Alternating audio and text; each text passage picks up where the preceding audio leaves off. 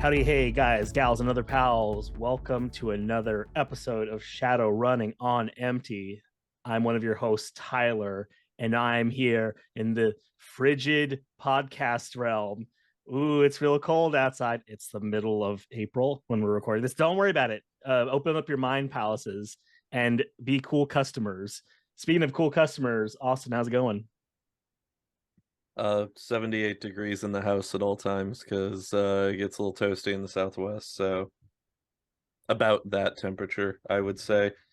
But someone who always stays cool under pressure is the fantastical host, as always, Mr. Easy. How you doing this evening? Better than I was doing this morning, where I had to scrape ice off of my windshield. I don't know what that means. I don't know Yeah. what that means. Yeah, I realize you don't know what I'm that only means. a little Makes me bit jealous. familiar with that because that happened to me earlier in like February here. What's your method? Well, you take your ice scraper and Oh, you have an ice place it scraper. firmly against your windshield, Mm. and it's a kind of noise that comes out of it as you scrape Nice. upwards. Does it also have that ASMR? Because that's the deal You- breaker for me. You know, I'll record it next time. Ooh, I'll just just to like play pull it it back up. for you. Yeah, I was This gonna say is easy scraping ice in the morning. it's just Here the we most go. jarring noises. It really is sometimes. Oh God. But hey, that all gets us ready for what we're going to be talking about this evening. Kick up your feet, pull up an ice cold beverage, put on your parka, because we're going down south. And Because no, much further south. South America. Welcome to the frozen continent that is Antarctica. That was my third guess. Well, it's the only next stop after South America, so Australia? No, Antarctica, and then wrap around to the Sorry, side. when you said down, I was like, down under? Oh God. Look, one of these days we'll get to the down under and talk about the absolute nightmare land that Australia is in the sixth world. You think it's bad now with all the critters that live there. Just wait until we break into the sixth world version, eh? Okay, how much do people have to submit for you to introduce an Australian character to Sinless? It really doesn't have to be that hard. I'll build an Australian character. just so you have me talking in an Australian accent as long as possible, right? Hell yeah. What is but Antarctica, huh? Yes, Antarctica. What's so cool about it? Well, funny you should mention how chill it is there. Antarctica, 14 million square kilometers of ice and rock as far as you can see.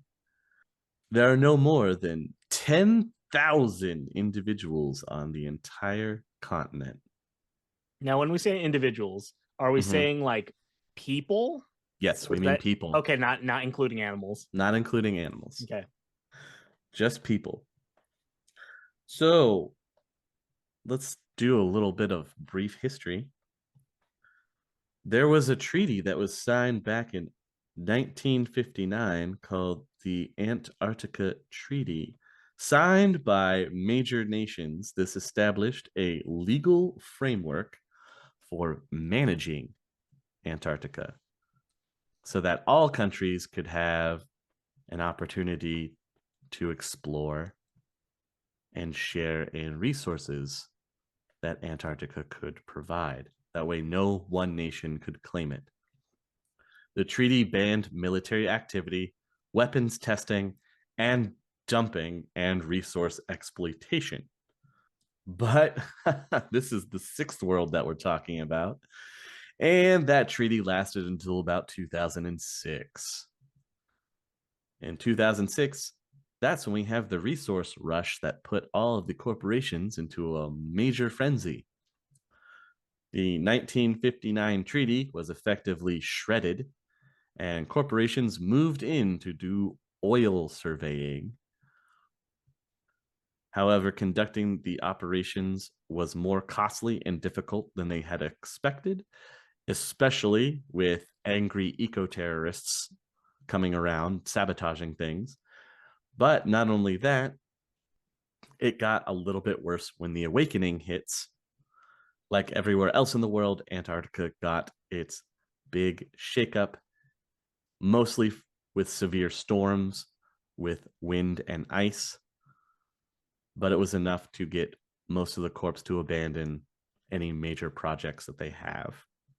So awakening includes animals, right?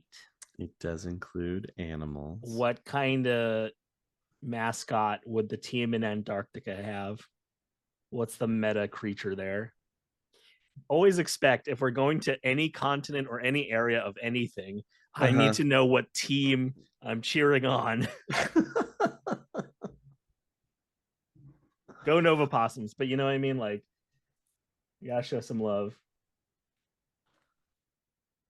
My immediate guess was like dire polar bears or dire penguins.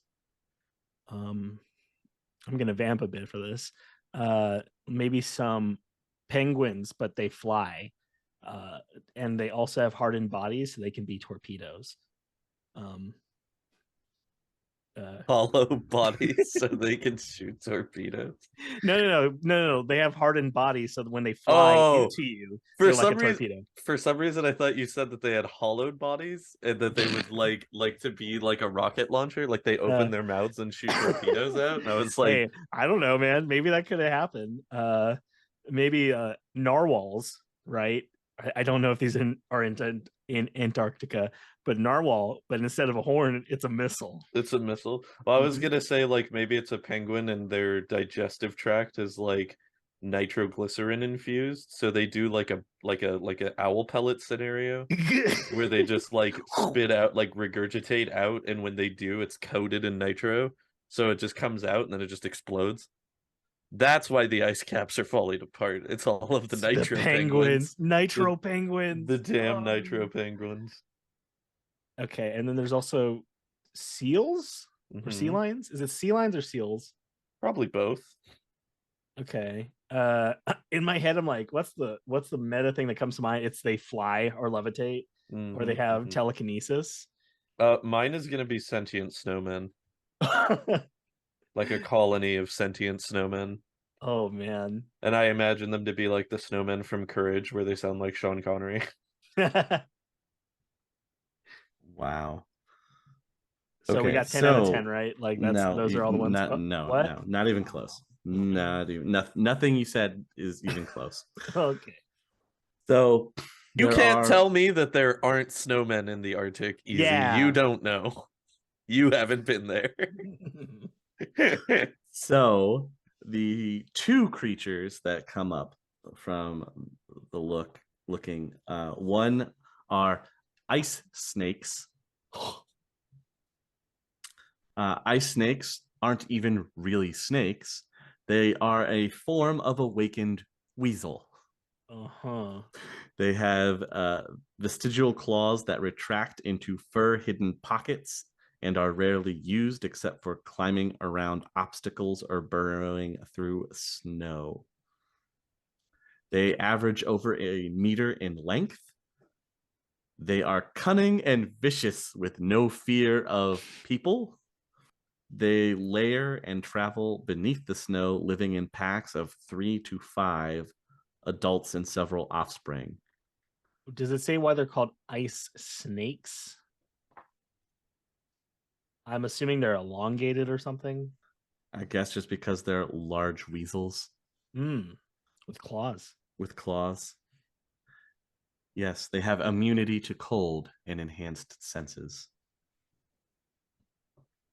So the team would be, well, did you say there was another one? There is another one. A malicious spirit that is sometimes referred to as a frosty. It materializes as a snowstorm. Oh, okay. They are found only in Antarctica, and they sometimes attack in groups. So it's a sentient snowstorm. So you're Frosty the saying I was snowstorm. right, is what I'm hearing, Easy. He's not gonna say it. He's not gonna admit it. I don't want to say it. You will be happy to know that according to their powers, they have the ability to cast lightning bolt. Why a snowstorm needs that ability, I don't know, but it has it. So there you go. As they say, because fuck you, that's why. There you go. Sometimes a snowstorm just wants to bolt a motherfucker. I guess so. Frosty the snowstorm had killed all of your friends. Technically, they're supposed to be called a Silap Inua, but they're referred to as Frosties. Salapanua. Yeah. I'm more worried about what it'll slap out of you. Oh, catch these lightning hands. Lightning fisticuffs. I mean, they're called Frosty. Like, come on. Okay, so the Antarctica Frosties or the Antarctica Ice Snakes, which is the name, which is the official. Clearly, it's probably the Frosties. Clearly, okay. Yeah, awesome. I also think the Frosties. Because here you go. This is why. Right here, we're going back to an old school fighting game. You can go up against Bad Mr. Frosty. Bad Mr. Frosty. Nope. That's fair. Okay. Also, I mean, my mythical creature was sentient snowman, and I was pretty much right. So, like, why would I not back? It's Frosty? validating. Yeah. Okay, so I will say that if you say the Antarctic Frosties instead of the Antarctica Frosties, Antarctic Frosties is pretty good. Okay. I'm gonna jot that down. All right. These are names. There are some designs. Yeah. For teams later on. Where were we? Back with the history. Yes. In the decades since after 2006, when Corpse tried to move in and the Awakening kind of made that more difficult. In the decades since, the activity in the Antarctic has started to pick up again. But with no treaty to protect it, the Corps generally have free reign to do what they want. However, the weather and the eco, in quotations, activists have a way of keeping the Corps in check in Antarctica. Oh, so they can't just environmentally just destroy it. The eco-terrorists are the closest thing to like a force of balance. Yes. Wow. Go Captain Planet. Someone's got to get pollution down to zero is all I'm saying. Well, if you're not doing it yourself, the Corps aren't going to do it. You better watch out or we'll turn you into a fucking tree. What a great honor it is to be turned into a tree. Yes. A little bit about the continent of Antarctica. Obviously, it is adjacent to both the Pacific and Atlantic Oceans and encompasses everything to the west of the Transantarctic Mountains. This mountain range extends from the southernmost point of the Weddell Sea on one end of the continent to the Ross Sea on the other. The Antarctic Peninsula is one of the few Antarctic areas not covered by ice, reaches northward towards South America. One of the interesting things that was discovered in the Sixth World about this Antarctic Peninsula is that it is an extension of the Andes mountain range. And those who have mapped out the mana line that is along the Andes finds that it does continue onto this Antarctic Peninsula. However, it is not above ground, but goes under it. So it's under the ice. The mana line, yeah. Remember when we were talking about ley lines? Yeah, and dragon I'm lines? Just trying to figure like, so you'd have to drill for that, or you'd have to get under the ice to tap into it, right? Which alludes that maybe there's something under the ice, and don't worry, there's something about that that's attracting people to the Antarctic. It's a kaiju. It's not a kaiju. I know you're disappointed. It's not a kaiju. Eastern Antarctica makes up 2/3 of the continent and is largely a plateau with very strong winds. There's where you're going to find your frosties. It is a wasteland as far as resources are concerned, with the actual land buried under hundreds of millions of tons of ice. The temperature of the liquid water in the Antarctic is below the freezing point of fresh water. It's only kept liquid because of the salt content. And even so, it's not unusual for the top inch or two of the water to freeze and form a flexible ice layer that rolls with the underlying waves.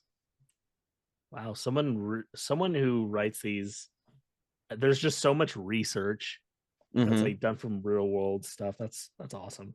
Yeah. So here's one of the reasons why you're seeing a corporate presence in the Antarctic. And this takes us back to Halley's Comet. As Halley's Comet passed by, a Japanese scientific team discovered an orichalcum vein in the Trans-Antarctic Mountains. This, of course, led others to investigate, and before too long, another vein was discovered on the Queen Maud Mountains. Antarctica experienced a tourist boom like you wouldn't believe in those few short months, as many prospectors begin to turn over every patch of snow and rock, trying to locate as much of the precious metal as they could. So like old Western prospectors, but ice. Well, think about it. orichalcum? Yeah. There's basically a gold rush, was an orichalcum rush with the passing of Halley's Comet. And as soon as these veins are discovered in Antarctica, you see a bunch of people trying to make a name for themselves. Got my prospector hat and my prospector. I'm going to pan for that orichalcum. Pan some ice. That's amazing. There are still a few diehards that are still out there hoping to hit a major score, not believing the quote rumors that orichalcum worldwide has dried up as the comet has already passed. I mean, the people who are saying that are trying to get you to leave so that they can get it for themselves. Obviously. One of the odd things about the Antarctic orichalcum was that some of it was found packed inside the ice, not in the ground. So like it was already there, or yeah, like it was frozen in the ice. And remind me again, so there was an orichalcum like boom. Yeah. Okay. And before that, did people know about it? No. Before naturally occurring orichalcum, there was a magical process that you'd have to go through to create it using other naturally occurring elements. And then infusing them in an enchanting ritual that would create the orichalcum. Okay. And when did that get lost? Like, did people just lose the knowledge of how to make it? And suddenly you can't make it without magic. You can't make it without. Okay, so I'm guessing. What I'm trying to say is, like, was this one of those things where people just lost the technique on what to do or where it's from because you couldn't do it with magic, and then suddenly it got like rediscovered? Did it have a like rediscovery? So when magic creeps back into the world, there's all these rediscoveries that come about, and one of them was in the enchanting process to make magical items. To strengthen the power of them, this metal or material called orichalcum was discovered. They developed the magical enchanting process to be able to create it. And then when Halley's Comet comes by again after the awakening has happened and mana has crept back into the world, now there's naturally occurring deposits of orichalcum. Okay. See, that was my curiosity, was like, how long was that orichalcum in the ice? Who knows? That's interesting. Because it didn't show up until it wasn't discovered. These natural deposits of orichalcum weren't discovered until Halley's Comet went by. Okay, that was a roundabout way of me asking if it was there. Like, was it like there was some Antarctic mage from centuries ago that was like, I'm going to store it here and no one's going to find it? Well, they find a few of these veins in Antarctica, but they're also discovered elsewhere in the world too. Like there's a range of mountains, I think near Turkey, that was laid claim to by Saderkrupp for no reason, and there was nothing of value that was previously known about in this mountain range. And then suddenly Halley's Comet comes by, and now Saderkrupp has access to these veins of orichalcum that were previously unknown. All according to plan. I suppose, if you put your Lofweir detective hat on. It's my Lofweir detective suit, and there's nothing to detect because Lofweir knows all. So when they found that the orichalcum was packed in the ice and word got around, magicians started to zip around inside the ice. And by that, they're actually projecting their bodies and flying through the ice to try to find orichalcum faster if it's just packed in the ice and not under the ground, because you can fly through the ice a little bit easier than it is to fly through the ground. However, it becomes dangerous because after a few hundred meters through the ice, apparently the mages would start to experience a sense of weight, like you're hauling around a backpack filled with bricks. And the deeper you go, the slower you go, and the more weight presses down on you. And if you go too far down, you don't have enough time to come back up, and so you just die because your astrally projected body can't get back to your meat body. Is this like unique to Antarctica, or is this? It's just because of the ice and the way that you're going through it. Just like if you wanted to, you could try and project your body through the earth. It's just very difficult and very slow going because the earth acts as a natural barrier. And so as you try to go through it, it becomes more and more difficult. And then if you go too far, you won't have enough time to try to come back, and you just die because your astral spirit can't get back to your body. Okay, so it's easier to go into, harder to get out. Yeah, like the deeper you go, the more weight it feels like presses on you, and so it's harder to come back up. Good thing I'm not a mage. Yeah, mages have an interesting world to live in the sixth world, with some of the things that they're able to see and experience, but also that added danger as well. It seems like it's a nightmare to be a mage pretty much anywhere in the That's sixth what world. I'm thinking. Like, yeah. Yeah. Is it worth it? I don't know. I think I'd rather be an adept, honestly. Damn right. I'd rather just have my innate ninja powers. Damn right. The second very interesting thing that you find in Antarctica is the Bentley subglacial trench. This is located in western Antarctica, and it's the lowest point on Earth that's not under seawater. it's my second favorite trench. It is 2.5 kilometers down, covered in ice.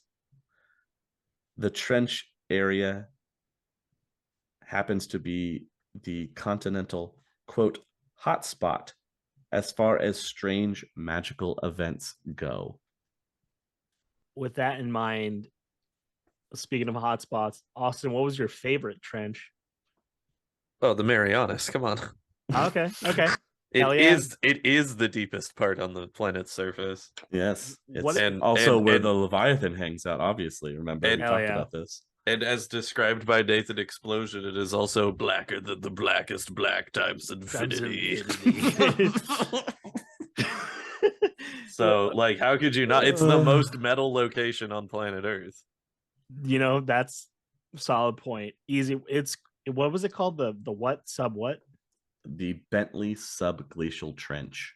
Okay, for some reason I thought Austin, you were setting up a joke of the Bentley Dom trench or something like that. I see where the Dom icicle trench instead of the Uh-huh. subglacial trench. Yes. Yes, thank you. Yes. Mhm. Not good, but that's where that's where I was like, oh, okay. No, look, hey, I get where the thought was coming from, but I don't fuck around when it comes to my trenches, all right? So just marry on us all day, baby. All day, it every ain't day. blacker than the blackest black times infinity. I don't want Exactly. it. This is an album specifically for fish. Would probably go over well in the Arctic Circle. Like, honestly, Absolutely. they know their demo. Very true. But it is a hotspot for magical goings on. So in the 2040s and 2050s, people reported seeing strange buildings on the horizon or hearing voices on the wind. Some people even claim to have seen entire cities in the ice. Ice mirages. If they are mirages. Well, if they are, in June of 2062, a science team studying the ice pack levels made a startling discovery. Their data contained a major anomaly. The discovery of geometric shapes at the very bottom of the trench. This is usually referred to as the city by everyone but the scientists. This cluster of geometric shapes shows up under high resolution radar. Like that radar that they're using right now to map the rainforest. And they're finding those ancient structures that are hiding in there. What? I didn't know about that. Yeah. Oh gosh. Except Watch some Destination Unknown. I guess so. Hey, free plug, not a sponsor. Okay, and there's geometric shapes. Okay, the entire time I'm thinking about this and I'm hearing this. This is through the lens of somebody who's a fan of the Mountains of Madness, Mhm. and there's so many like eldritch sounding things. So I think I like Antarctica. I don't. Maybe. Well, here's a little bit more. Eldritch horror in the Arctic Circle. It's never been done before. Never been Never done. been Not done. once. They said that you were. They said he was mad. That's it. He was just mad. What you did. In the last few months during the 2060s, several other sites have been discovered of these geometric shapes, all within 40 kilometers of Mount Kirkpatrick. So it's all in the area surrounding the trench. Yes. Mhm. So, because again, this is the Lord podcast that is all things lore all the time. Would you like my hypothesis of what this most likely is? Absolutely. So, this will take us back to our connection that Shadowrun has to Earth Dawn. Remember, long ago, there was another question that came up that we talked about in the podcast about a little bit about the Earth Dawn connection that's there and how this great evil entity had come from another metaplane and was destroying cities and feeding off of the fear and despair and death that it was creating. And to escape this, a lot of the residents of Earth Dawn decided to escape deep within the earth into these large caverns that were built to be cities called cairns. And they were then magically sealed off so that there was no way to get to them. So what this most likely could be is one of those ancient cairns that's deep below the ice. Wow. That was a refuge against the horrors. All I can picture in my head is that if they ever went inside to explore like the inside of the trench, and that is what it was, and it was like a hibernation facility, that it would just look like Amigara Fault from Junji Ito, where it's all just the little people shapes, people-shaped indents along the sides of the trench all the way down. This hole was made for me. Nope. Well, it's not like that. It actually would have been like a full city. Okay, and the with city buildings and normal buildings you expect to see in major like metropolis cities. But they were sealing away to prevent the calamity that was going to come from this figure, right? In theory, they were sealing themselves away so that they couldn't be basically harvested my by the question horrors. is, did they have a plan to what, like, was the freezing a part of it? Hiding it deep under the ice was probably part of it. Then you have to think there possibly would have been more layers than there are now as time has gone on and we are losing parts of the ice shelf as it melts away from modern pollution. Ooh. So that could be why it's visible at this time in the 2060s. Yeah, I'm like, did they have a plan, or they were going to be like, oh yeah, we're going to freeze ourselves until this is over, and then one of us will unfreeze the rest of us? So the cities were built... Whoever's out first, take the chisel. Don't forget about the rest of us. That's what I'm saying. It falls to your generation. Your next of kin, their next of kin, and so on until you free us. Yeah. From my understanding, the cairns were just a temporary refuge to try to outlast the horrors until they left. And then once they left, then the cairns were opened and the people came out of them to repopulate the world. Oh, and then they just left the city behind? Yeah, and then the cities remain dormant behind because there's no magic or magic isn't powerful enough for people to get back to them. And they're sealed away. There's no way they can get back. These could also have been attributed to some of the biblical stories that you have of like the great flood that wiped everything out, and then people had to come out of an ark. Ooh, this was the ark. It could have been. There's supposed to be, I think, 4 or 5 cairns that are hidden around the world. And this is one of them. Wow, that is an awesome theory.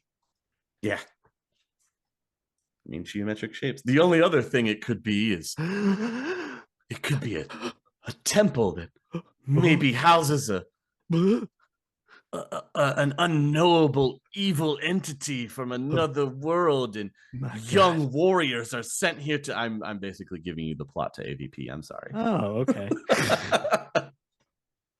But you're not saying that didn't happen.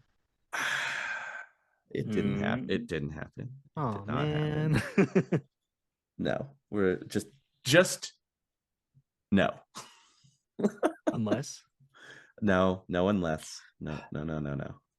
Drop a comment for you people out there who are with me that this world is AVP is canon in the 6th world. That would be horrifying to go into space then. I mean, literally, aliens are literally the only thing that are missing at this point in the 6th world. So, like, just like alien life in general. Like, I mean, we haven't really left the solar system in this setting. Yeah. because once you do, it's no longer a cyberpunk setting. That's very fair. It is hard Once sci-fi you at that leave, point. yeah, once you leave the solar system, and Once you even go, even technically colonizing like the moon and Mars, you're leaving the cyberpunk genre, and now you're getting into a whole different genre. once you go sci-fi, you can't go back, kind of thing. Full sci-fi. Yes, once you go full sci-fi, it's no longer the original thing that you wanted it to be. But at the same time, Good point. I mean, what do you do, because the meta plot has moved kind of to that point where there is a Mars base. So I don't know. But they haven't done anything with it. That's the other thing. I mean, they're also one thing I've brought this up before, but one thing I really like about Shadowrun lore and how they've written it is it's open ended. So in your world, they could totally have, gone to some other dimension, or maybe the colony crashes into Earth somehow, or Well, that's the other problem, is that a lot of lore that has been written for Shadowrun, I mean, it's going into different teams. You have the FASFA team that covered first, second, third edition into part of fourth, and you have the Catalyst team that is now running fifth and sixth, and you have a lot of open-ended meta plots that are going on, and some of them haven't been tied up, or there's just nothing done with them,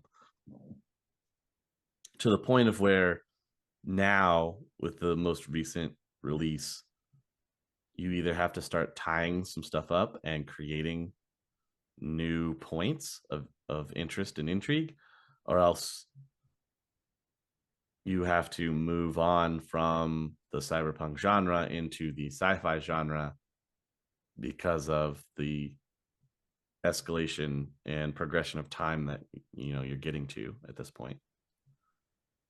Yeah, that makes sense. So they can only go so far without just completely genre hopping. Yeah, in my opinion, yes. Yeah, no, that makes perfect sense. But back to Antarctica. Back to the cold.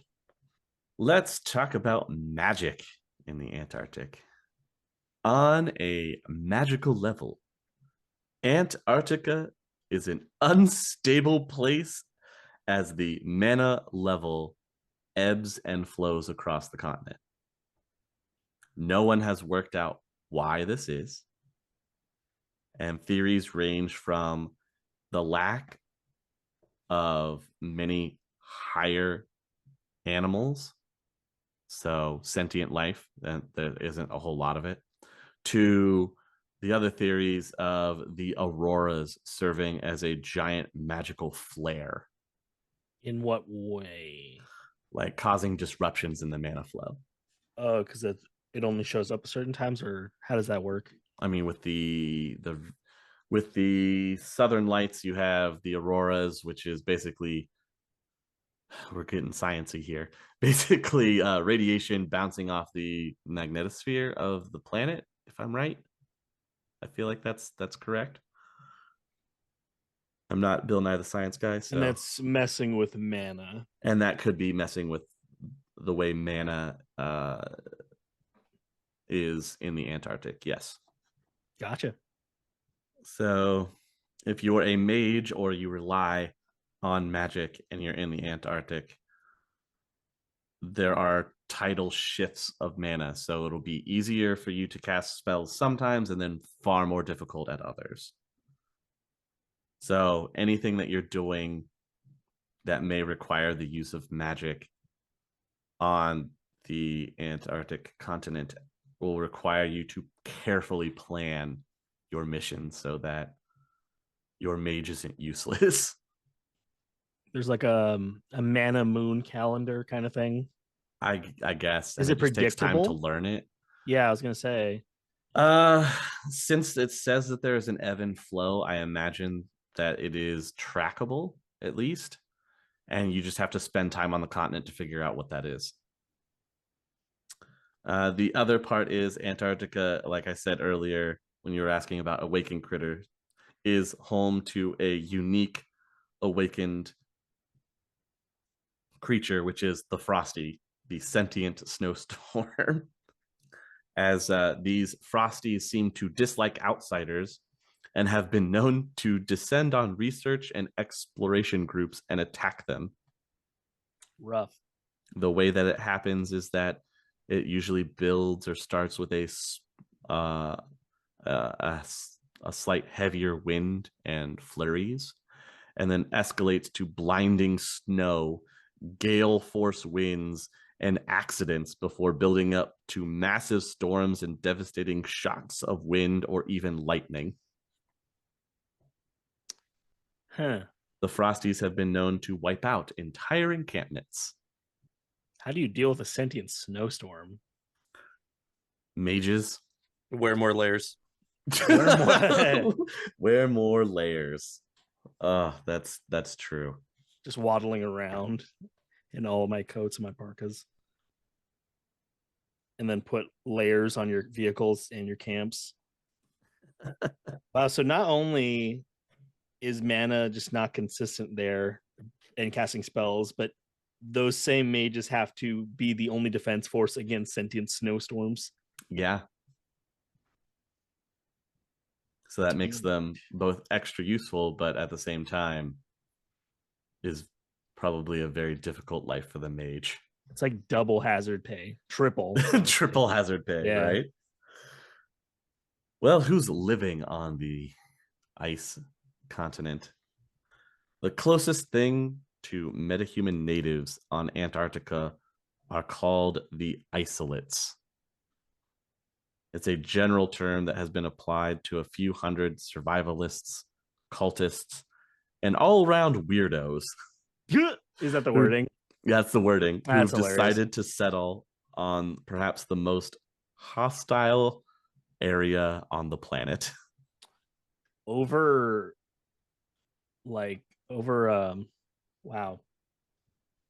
Oh my gosh, what is the kangaroo place? My brain. Australia. The kangaroo place. Dude, Nope, I don't that's know what it is dude. now. The mysterious forces have sucked the memory of Australia. Australia is now that kangaroo place. The kangaroo court. Some of these people have chosen to ebb out their existence on abandoned oil platforms that happen to litter the Ross Sea. Some live in complexes that were blasted out of the trans-Antarctic mountains. Others live in shelters they've carved out of the ice itself. Almost none of the groups are nomadic, as wandering around this frozen wasteland is very unforgiving. Yeah, it's hard for me to be convinced why you would be here. Well, the vast majority of the isolates simply want to stay as far away from everyone else as possible. They are the quintessential introverts. You know what? I feel you. Nice. It suddenly all makes sense. You get used to the gale force winds, you know? Mm-hmm. You also brushed over cultists. Yeah, if you want a cult that, you don't want anybody to disturb, you just pack up your cultists and move into an abandoned oil rig. There you go. Who's going to bother you? Huh. Yeah, that's fair. Got no government, right? Mm-hmm. No government. Corporations aren't going to be interested in you. Who cares? You're living out here in this frozen wasteland. Cultist paradise. Cultist paradise. Now, exactly. Isolates. It's isolates, right? Yeah, it's isolates. Spelled ISO or is it ICE? No, it's not ICE. It's ISO. Missed opportunity. Isolates. Most of them live very simple lives. However, they tend to possess a high degree of technical sophistication, and I would think that you would have to be able to self-repair a lot of systems and everything that you have running to be able to produce heat to keep you warm. Yes, you don't die. Right? They run protein vats Hydrogen, stills, and even solar panels are all very common among the isolates. The protein vats growing like the algae, the mycelium. Mm. Oh, so they have like their own self-contained like food source. Food source, yeah. Anybody that's awakened is considered an extremely valuable asset, not only for fighting spirits, but for warmth, food, and medical abilities. Yeah, anybody that's a mage that has healing abilities would probably be highly sought after in the Antarctic. Yeah, only magic lets people live out in the Antarctic without needing constant resupply from the mainland or from some other avenue, be it corporate or government.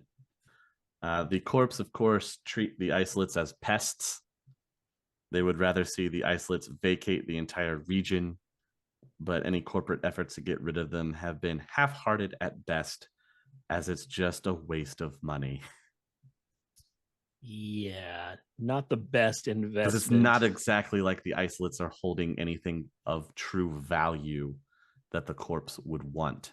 They're just a nuisance to be there, basically. So if I want to be like really off the grid, go to Antarctica. This is the place to go. You are truly off the grid. I'm fighting for my life every day, but I don't got to worry about the megacorps. And then there are the stations that are located around Antarctica. These stations are usually controlled by a corporation or a government entity. There are over 24 research stations in Antarctica. Many are located along the coast, in the same spots where 19th and 20th century outposts were constructed. And you can tell the difference between the old research stations and the megacorp sites, as the megacorp sites generally have most of the modern amenities and security. The only way to get resupplies in here is through airdrops, and any airfields that exist are actually just packed snow marked by flags, and then planes land via skis. I mean, yeah, it's one of those where you don't gotta worry about investing in making it look nice. It just needs to get done. Mm-hmm. Antarctica is also the place for high threat incarceration facilities. Oh, like mega prisons? Like supermax prisons. Whoa, that's cool.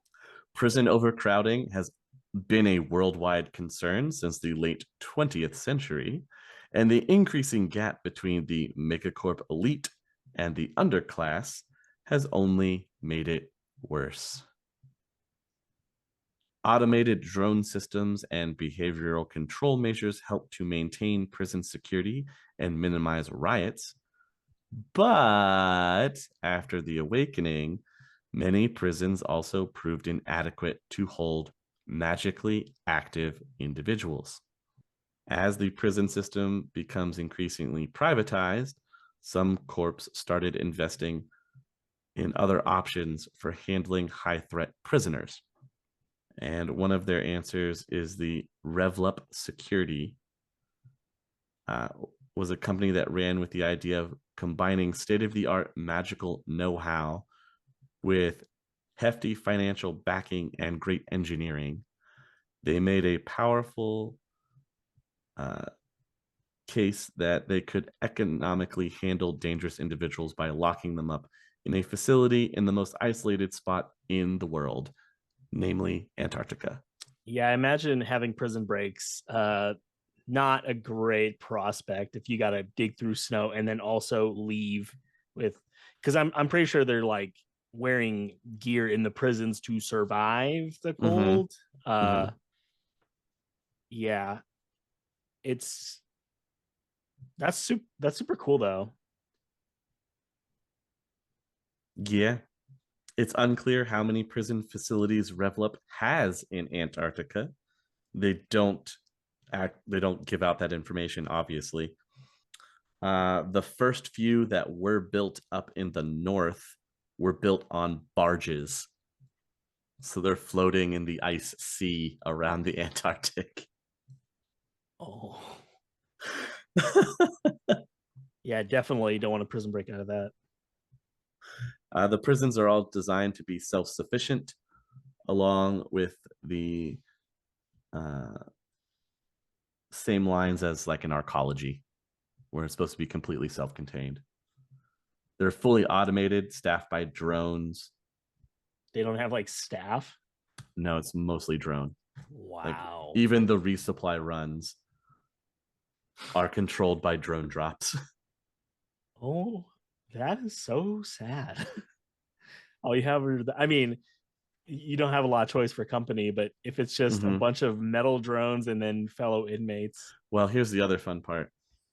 Particularly dangerous and powerful individuals, usually meaning those with very capable magic abilities, are usually hooked up to a continual loop sim sense. Oh no. Except for brief periods when they are allowed to exercise and eat. So they're just in a looping dream kind of thing. At all times, except for like a couple hours to walk around and eat. I mean, I guess that's one way to make sure they're not like coming up with spells to break out, but yikes. Right? Yeah. I hope they're at least pleasant. Who knows, right? Who knows? I don't want to know. Yeah. One of the other stations is one that will sound familiar. It's McMurdo. It is a UCOS/Ares funded station. It's financed by both Ares and the UCOS government.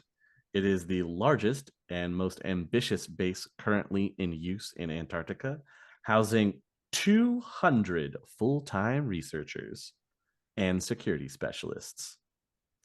The research that is going on ranges the gambit from everything from studying new bacterial strains that have been discovered under the ice sheath to geological explorations around the area to studying the auroras themselves and the effects that they have on magic, etc.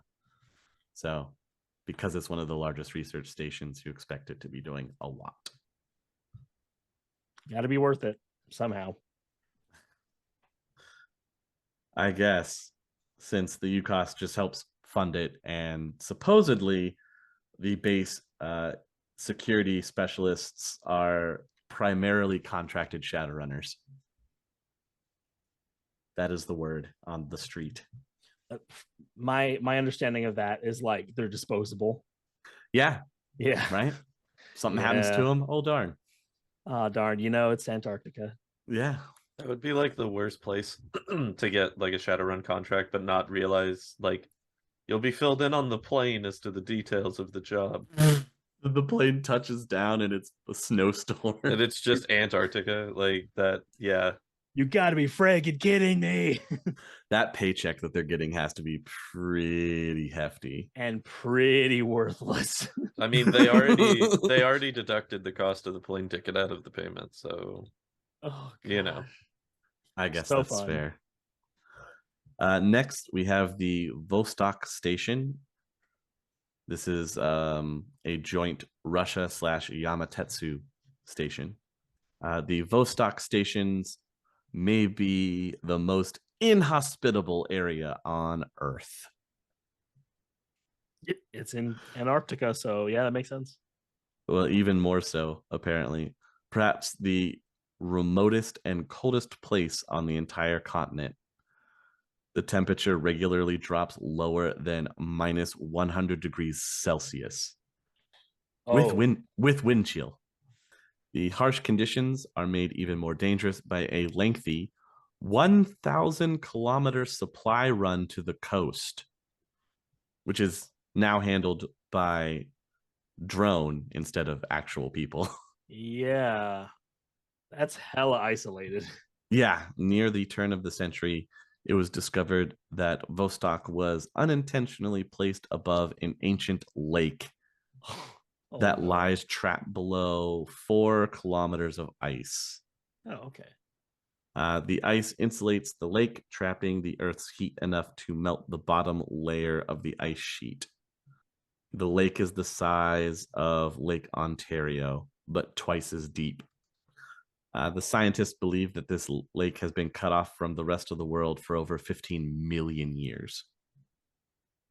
They are there conducting experiments, believing that the high pressure and lack of light would give way to unique microbiological life.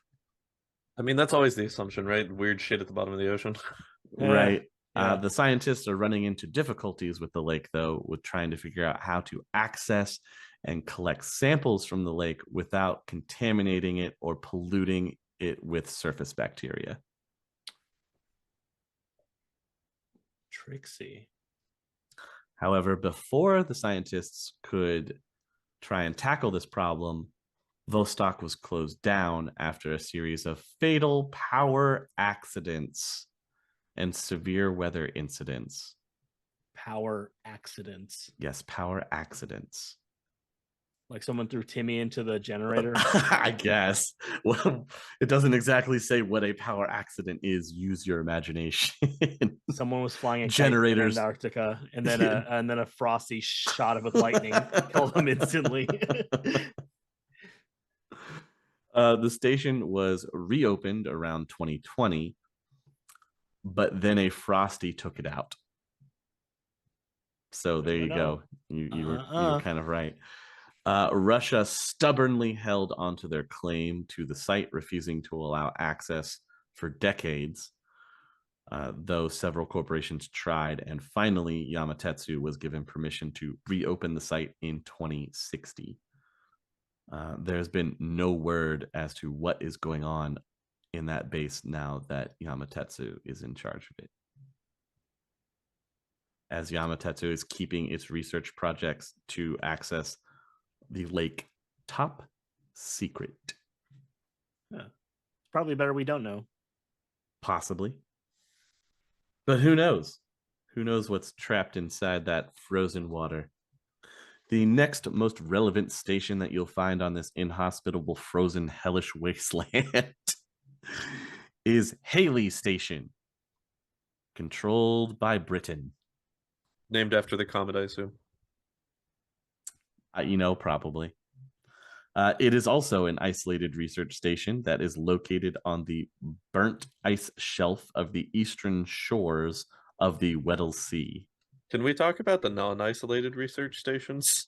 Yeah. I mean, we did. It was McMurdo. Oh, that's damn, we covered the one, huh? The one. enough. We covered the one.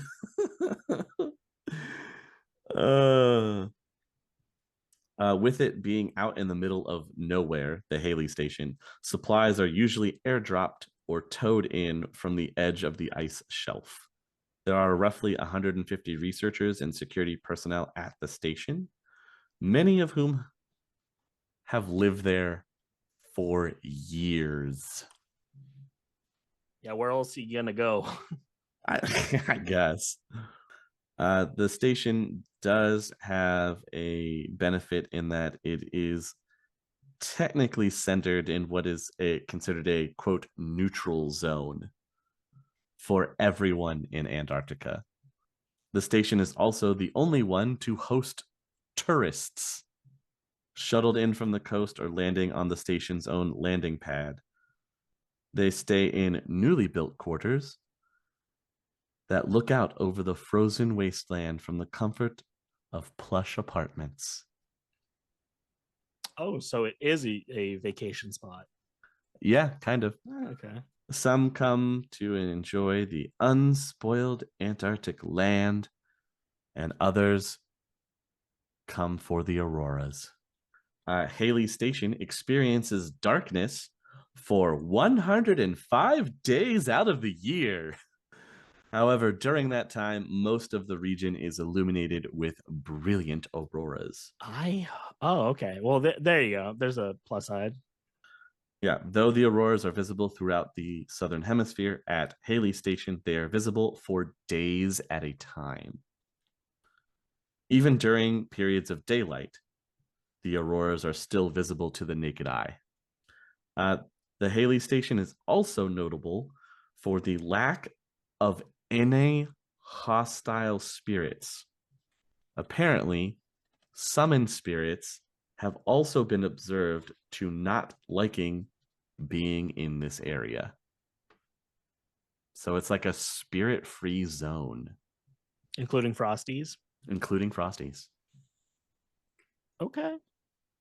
I can see paying a pretty penny. Well, that's why it'd be a successful tourist location. You Yeah. don't have to worry about the Surviving. random nasties that show up. Yeah. Interesting. The station's official scientific mission concentrates on geospace research.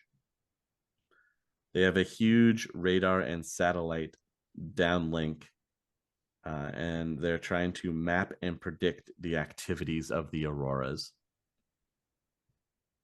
Oh, okay, so that kind of answers the question of figuring out when you can use magic. Mm-hmm. Haley Station is also one of the few to be completely mobile. Like Terrans in StarCraft, where there's just rockets under everything and it lifts them up and just moves them. No, Or they got tires. A building directly on the ice here would be pointless, as the facilities would be crushed within a few years.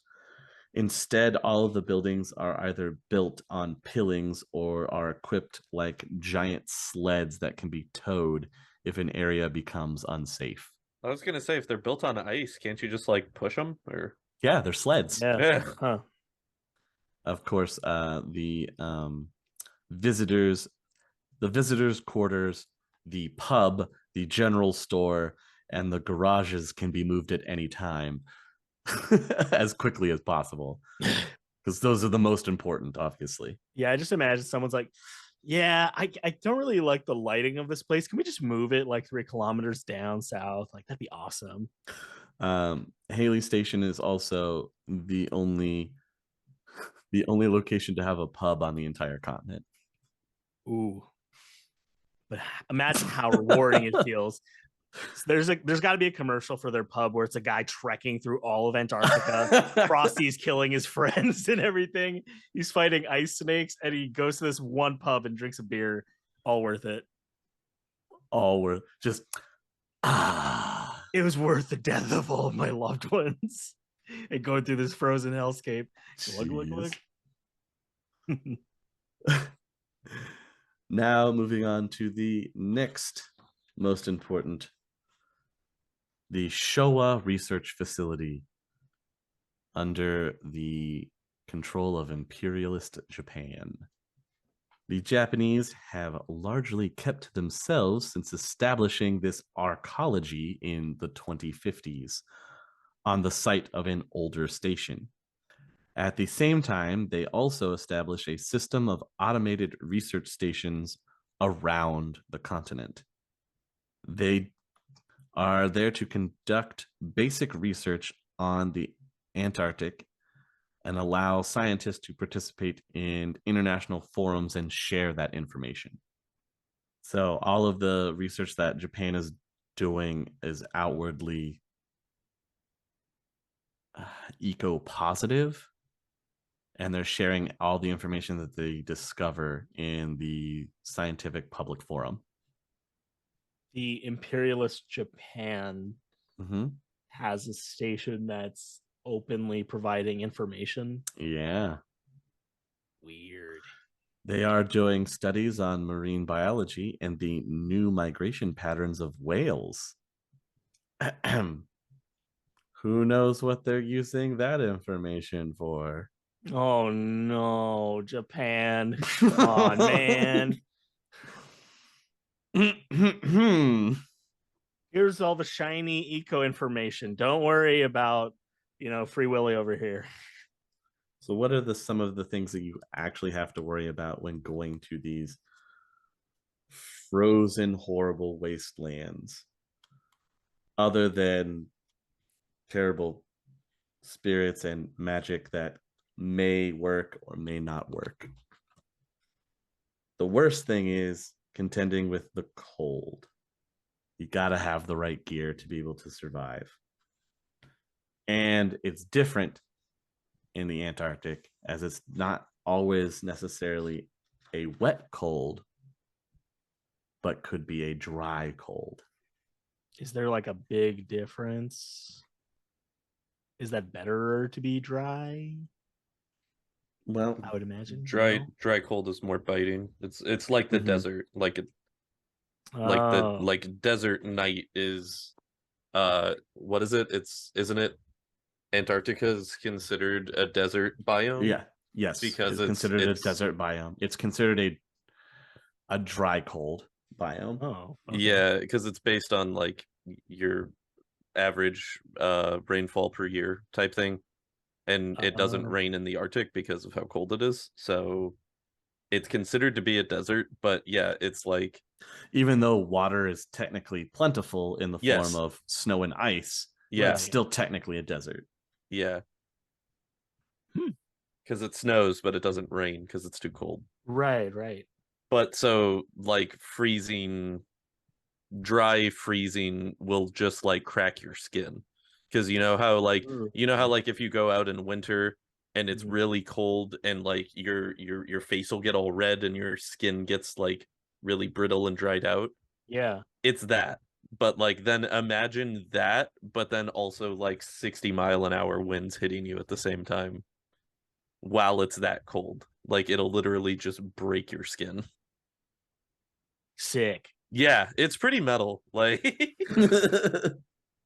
So one of the things that's suggested for Shadowrunners, if you're going into the Antarctic for your weapons, make sure that you have decent low temperature lubricants so your weapons won't freeze solid. As well, leave your fancy accessories at home unless they are absolutely necessary to the weapon. Sure, your SmartLink adapter is waterproof. In a snowstorm, however, it won't track properly because it's reading every single flurry as well as individual targets because it can't separate them. Oh wow. Laser designators are completely useless because they'll reflect off of the ice. Laser weapons are also not a good idea for the same reason. Fire your laser cannon and it bounces right back at you. Also, coupled with the fact that laser weapons have a habit of exploding in the Antarctic when their lens is dirty. Okay. No go on the lasers. What else is there? Oh, for cyberware, this is probably the most important. A necessary evil for many people, but cyber limbs are a major detriment in cold weather. Cyber limbs without any nifty false flesh coverings are colder than your body, which means they work like a heat sink and suck off valuable body warmth. They are also extraordinarily delicate and require constant maintenance in cold weather. You can expect a host of minor problems with major external cyberware. Even if you do get the false flesh limbs, they use a lot of power in the cold. And that generated heat has to go somewhere, which means you'll either get warmer than you expected under all of your insulated clothing, or you'll be radiating more heat for anybody that will happen to be looking through their infrared detectors. So you'll show up like a giant bright light in the darkness. Oh. Insulating clothing obviously is very important in the Arctic temperatures as well, but having an external cyber limb or even dermal sheath would be quite a problem to deal with in the subarctic temperatures. Yeah, not ideal for a lot of people, it seems. Yes. And obviously for communications, expect to use sat phones, as there's no infrastructure on Antarctica for any kind of landlines, let alone matrix setup. What about messenger penguins? I mean, if you want to I do. capture and train penguins to be messenger penguins, Yes, I do. Yes, I do. I would assume that most of your correspondence would be going out into coastal areas, as they're not going to traverse the frozen tundra wasteland. Hey, you don't know what Perry the Parcel Penguin is capable of. I'm just gonna say that right now. I'm gonna train him to be frozen solid in the tundra. No. I'll figure it out. Okay. And then even if you train them to send messages within the coastal areas, you have to contend with their natural predators that will eat them when they're in the water. So You'll rue the day. You'll rue the day you forsook Perry the Parcel Penguin. No, I don't think I will. I think I have nothing to worry about, and that it is a form of communication that will not be used, as sat phones are far more reliable. Can't even be off the grid without being on the grid. Shame. What do you do in an emergency situation? Just die? No, I assemble my armada of penguins And hope for the create best? a giant sled. Yeah, that's really all you can do. I'm in Antarctica, dude. I don't got a lot of options. I also invested way too much into training this penguin. So Yeah. I kind of gotta make I'm use of still waiting for my return on investment of time on the penguin. it. Hey, he knows how to dance. That's cool. I feel like I accomplished something. Yay. As I'm dying. Yeah, as I'm just slowly tap freezing to dancing death. his way into the afterlife. When I die, bury me in the snow. At my funeral, I need all of the penguins to do a coordinated dance number.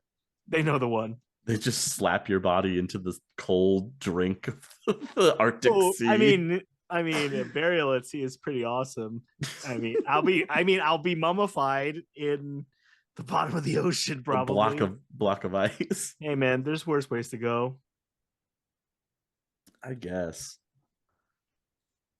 That covers all of the interesting area of the frozen wasteland that is the Antarctic. That we know of.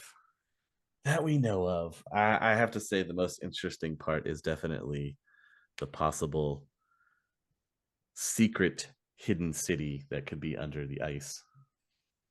Yeah. A lot of possibilities for that. And to again just put more fuel onto your Lothweir fire, Saterkrupp has built 2 research stations very close to Mount Kirkpatrick to possibly study these geometric shapes under the ice shelf. Good. Or maybe he's trying to drill or tunnel down to them. Who knows? He's got a plan. He always has a plan. But why would he be doing it? What's down there that's so important? Lothweir works in mysterious ways. Okay. Lost Taffy. magical relics. There's saltwater taffy. A box whole of horde. ancient saltwater taffy. The most delicious. A dragon's weight of saltwater taffy awaits. Third thee. world taffy. You haven't had saltwater taffy. Third till world you've had taffy. Arctic saltwater taffy. There's the dragon phrase, aged like a fine saltwater taffy. Yep, that old. That is the old chestnut. That It's old the adage. old chestnut. It doesn't translate so well in modern English, but back in the third world, they knew what they were talking about. Fourth world. Whatever worlds before that. There's a couple worlds. My point is, it was the it's- fourth world. my point is that it was in all the before worlds. It was in the before full time. Yeah, before full time. There's orichalcum and saltwater aplenty. Are you trying to tell me that Lothware's greatest achievement was running his own special candy shop? Some may even call it a factory. I love the idea of like a flashback of little Loftweir with a like little hat with the propeller on top. He's like, I want to have a candy store, and then Saltwater Taffy just vanished from existence, and he's like, I'm evil now. I'll do whatever it takes to retrieve what was lost. It definitely doesn't have anything to do with the small, vaguely orange midget, or I'm sorry, orange little person cadre that he was collecting to run his candy factory. Now I'm imagining a dragon in a top hat walking out of the gates and then stumbling and doing a cartwheel or whatever, but he just kills everybody who got a golden ticket. Oops, I did it again. You found one of the golden dragons. Oh no. Why did I make an elevator? I'd love it if they were like a gold statue of a dragon, but he still hid it in chocolate bars. So you just see like a row of chocolate bars on a store shelf, and one of them very clearly has like a dragon like vacuum suctioned on the front of it's like very row. cleanly in a case, and then there's just down the middle it's broken because of the one that has a statue in it. Oh, I really hope that there's one of them golden dragons in this bar. Just chocolate again. How do they know? How do they know where they are? Tell me your secrets, Loftweir. I'm so happy that we went down this pathway of Lothweir is the owner of the chocolate factory. I'm telling you, man. Loftweir's Candy Shop coming soon to a conglomerate near you. I would just like to take this moment to say that the original Charlie and the Chocolate Factory movie was superior to the remake, thanks mostly to Gene Wilder. RIP. Yeah. But I will say I don't know a single person who's like, the remake of Charlie and the Chocolate Factory is the best. Isn't it just called? Is it called?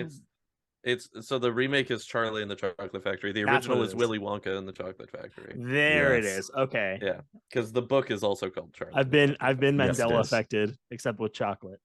I mean, look, I will give it this: the original or the remake is a more accurate adaptation to the book than the original movie is. Yes.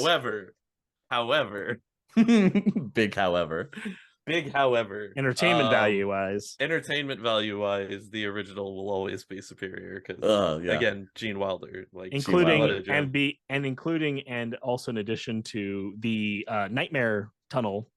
Oh yeah, the rowers keep on rowing. What are you talking about? That wasn't a nightmare tunnel. That was a regular dream tunnel, right? Yeah, that was. What kind of dreams do you have, Easy? What kind of dreams does everyone else have? Hello? This normal everyday dream. Your sim sense is broken, my man. Yeah, that's when I close my eyes, right? Yeah, I think you're the weird one, Tyler. Oh no. Let us know in the comments if you have weird nightmare dreams. I'm sorry, dreams in quotes, just dreams, normal dreams. Ugh. In Technicolor. Now, in regards to the performance side of things with Gene Wilder, I do also have to say, always will give a shout out to like the 2 minutes on screen that Christopher Lee is in the remake as Willy Wonka's dad, who is the dentist, because Christopher Lee, just in general. Okay, that's fair. I forgot he was in that. Wow. Mm-hmm. Yeah. I mean, it's for 2 minutes, but dude's in the movie for like 2 minutes of screen time when you have the one flashback scene. Yeah, but it's enough that is my distinct memory from that movie is that Christopher Lee was pretty good as always. Well, taking us out of this delicious sweet tangent that we went down and back to the freezing tundra that is Antarctica. Boo.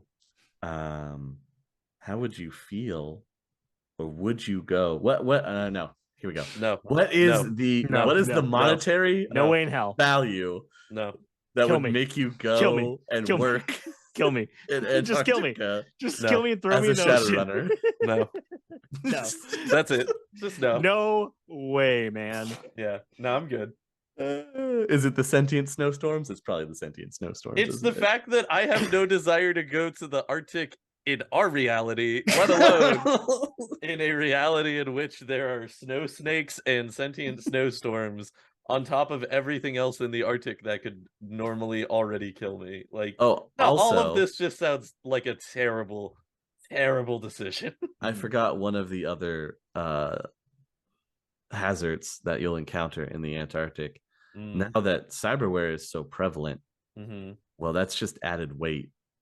mhm, And you're talking about walking on what is basically essentially ice everywhere. mhm. So the amount of accidental deaths of the ice just breaking under you because you weigh too much because of the cyberware you've chosen to add to your body, I can't imagine those incident reports. I mean, just going off of like what we've played alone, this sounds like the nightmare of nightmares for Zero to be in. Mm. Yeah. Because literally, like you mentioned Smart Link, I'm like, oh well, I'm just useless now. And all this, oh no, no sir. Yeah, you essentially have I mean, to turn SmartLink off. do you have a monetary value that would make it worth it for you to be in that frozen hellscape? No, absolutely not. Oh, okay. Yes, it would require 2 dragon hordes. Thank you. Great, and you get to spend it in the one pub. Yeah, well, I would just buy the pub. You know what? That's fair. It would just be mine at that point, I'd get and my own I would mobile never house. leave. Yeah. My pub is mobile. I'm good. The one fun in quotes, excruciatingly slow thing I can think of is like having someone, because all those buildings with the sleds, have someone go in like a toilet and then somehow move the entire city away to get out. They're like, where is everybody? Wouldn't it be so hilarious if Bill died from exposure with this gnarly prank that we're gonna do to him? You would have loved it. Yeah, pour one out for him as we push. I think the other thing that you also have to contend with is the boredom. You know? Yeah. Dude, you already mentioned there's no Matrix. How am I gonna game? The only matrix that you would have would be through satellite uplink, and they're obviously not going to let you do that all the time because they're wanting to send data from research. So I guess you're just having to bring a handheld along and hope for the best. What am I gonna do? Read books? Physical media. Gross. Can't jack into the matrix. Sorry. Not enough bandwidth. Yeah. I can see how this is one of the worst places in the world. I can only imagine like Australia being the beautiful landscape in contrast with Antarctica. So just a quick kind of view into that. I would equate Australia to a slightly more vibrant version of Antarctica. Slightly more vibrant. Just because you don't have the ice hellscape. Yeah. Instead, you have the vast outback desert, and most of the population of Australia is on the coastlines. And in the middle of the continent is just desert wasteland. I'm good. And then on top of that, you have to include all of the current death creatures that live in Australia, and then the awakened versions of those creatures and the new awakened creatures that inhabit Australia. Nope. Oh, and lest I forget, there's a minor, teensy, small vampire problem in Queensland. People can't see it. I'm gesturing in incredulity at all of this. I guess we'll have to find out more about it soon enough. I guess maybe we'll just have to do Australia pretty soon here, since we've been talking about it so much. Oh, and on top of that, the mana storms. Okay, we have talked about that quite a bit.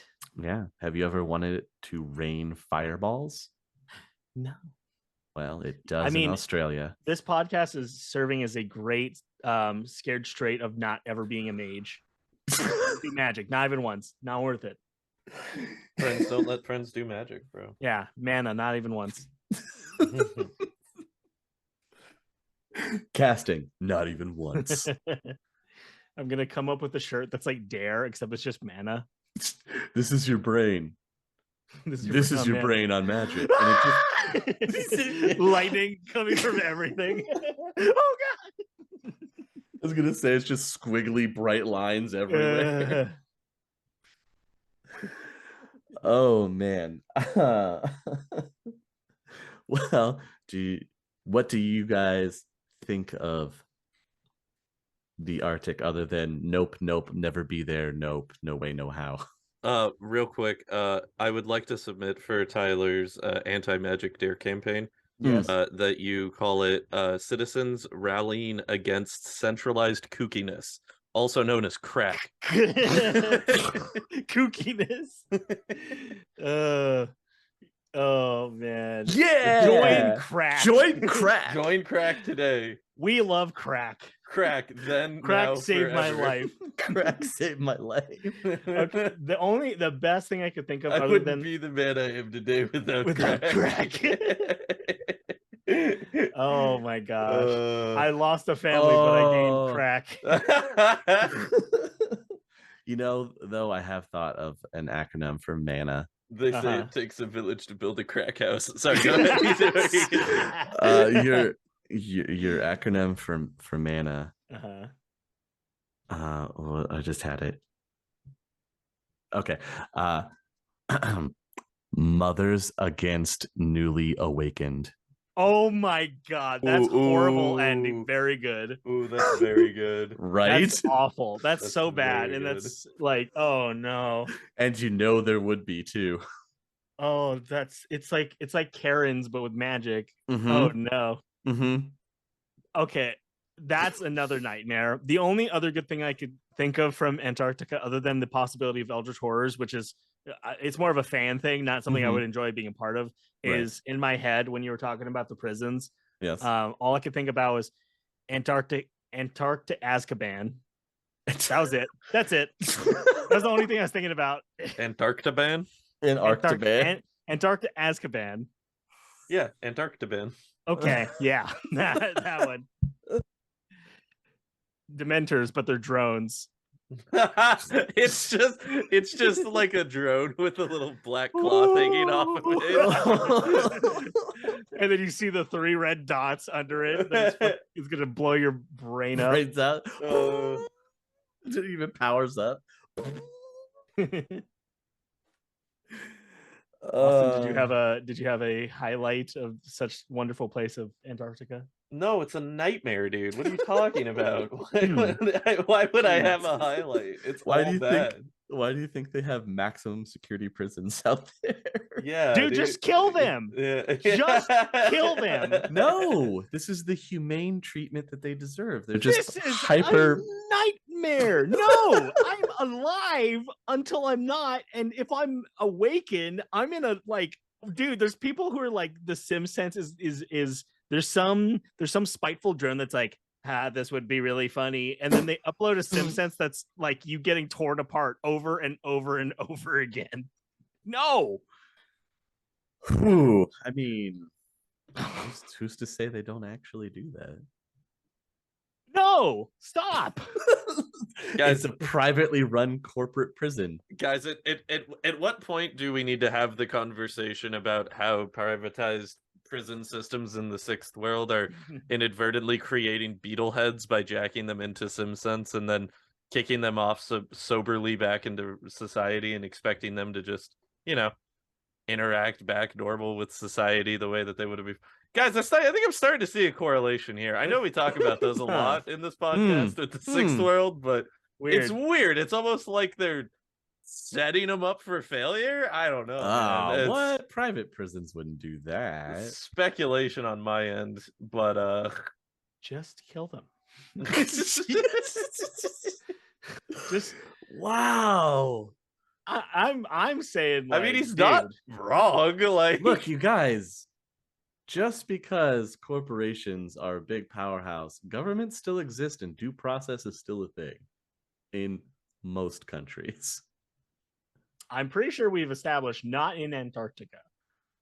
Well, no, that's where you send your most, heinous criminals that can't be rehabilitated, and you don't want to house them near populations. Yeah. Yeah.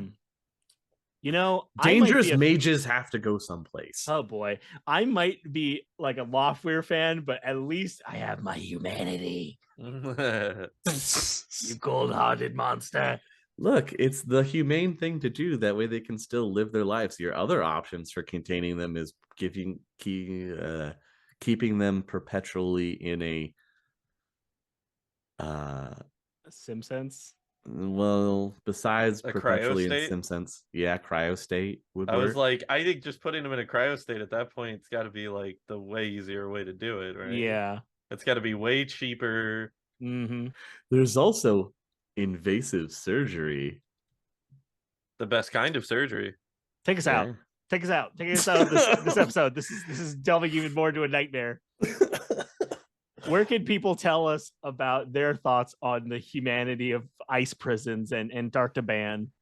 If you'd like to weigh in about Antarctica and ice prisons and the overall horrible terribleness that is the Antarctic, then please come and join us in our Discord, you guys. You can talk with us, you can interact, you can let us know what you think. You can also submit your questions to us, and we'll either collate them for our next Worm Talk, or we'll give you some answers. Who knows what'll happen? You'll just have to ask and find out. To help keep this going, though, and to bring this lore that you guys are enjoying and just eating up with your delicious earballs,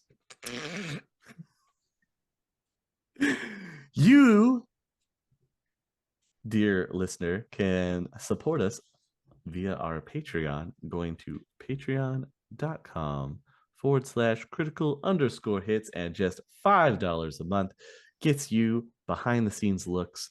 You get to see the upcoming artwork that we have for the show Sinless that we're working on. You get shouted out at the end of every episode of Sinless, and season 2, as I have said, is back in full swing.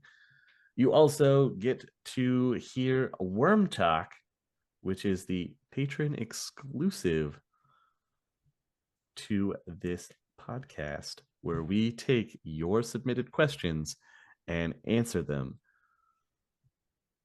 in the most ridiculous fashion that we possibly can. Now we give we give you the most concrete answers that we absolutely can for all of your burning sixth world questions that haven't been answered yet in a lore video or lore cast video, because it's both media, yes, media centric.